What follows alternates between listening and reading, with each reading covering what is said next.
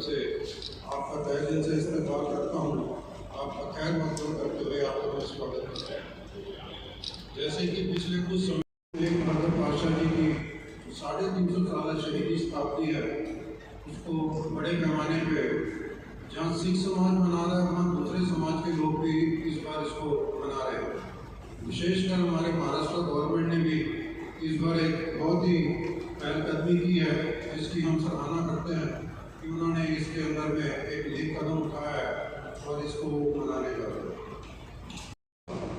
उस सदी का सबसे बड़ा ये ऐतिहासिक शहादत थी कि विविधता किसी और धर्म पे बनी हो,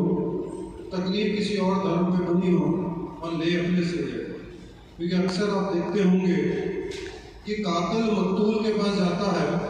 पर एक नई पहल हुई कि जहाँ मकतूल कातिल के पास जाता है वो कहता है कि मैं शहीद होने को तैयार हूँ, आप दीजिए शराब। और उसका मूल कारण यही था कि जो हमारे जम्मू एंड कश्मीर है,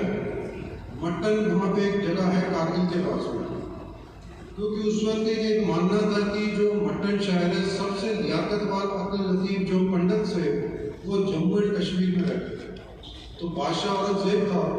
उसका यही मानना था कि अगर ये जो सबसे सूझवान इंटेलिजेंट वर्ग है, अगर ये इस्लाम में तब्दील हो जाता है तो हमारा काम बहुत आसान हो जाएगा। तो वहाँ से जब कश्मीरी पंडित कृपाराम जी के सरपरस्ती में अनंतपुर साहिब की धरती पर आते हैं और फरियाद करते हैं कि गुरु तेग बहादुर पातशाह जी औरंगजेब ने फरमान जारी कर दिया है कि सभी को इस्लाम में हमने कन्वर्ट करना है, आप हमारी रक्षा करिए।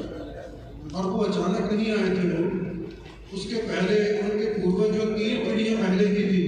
वो गुरु नानक पातशाह के मानने वाले थे, उनके सिख थे।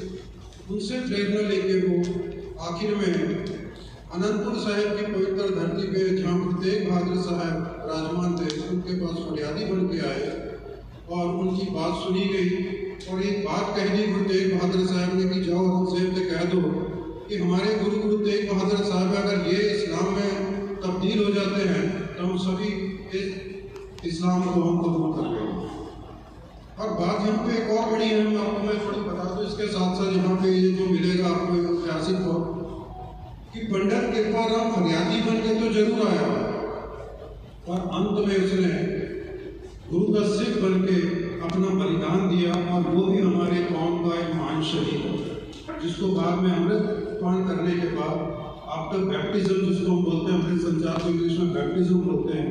वो लेने के बाद में वो कृपा सिंह बना। और हम इस बात के लिए उसको नमन करते हैं कि ऐसे भी लोग होते हैं फरियादी बन के आते हैं और शहीद बन के अंत समय बिताते हैं।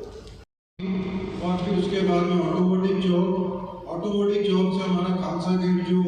बाबा बुल्ला जी नगर के पास में बना हुआ है, वो रूट से होते हुए गुरुद्वारा कलगीधर दरबार बुद्धनगर, वहाँ से होते हुए गुरुद्वारा गुरु नानक दरबार पहुँचवाली में, यहाँ पे उसका विश्राम होगा और यहीं पे विशेष हमारा जो कीर्तन दरबार है वो भी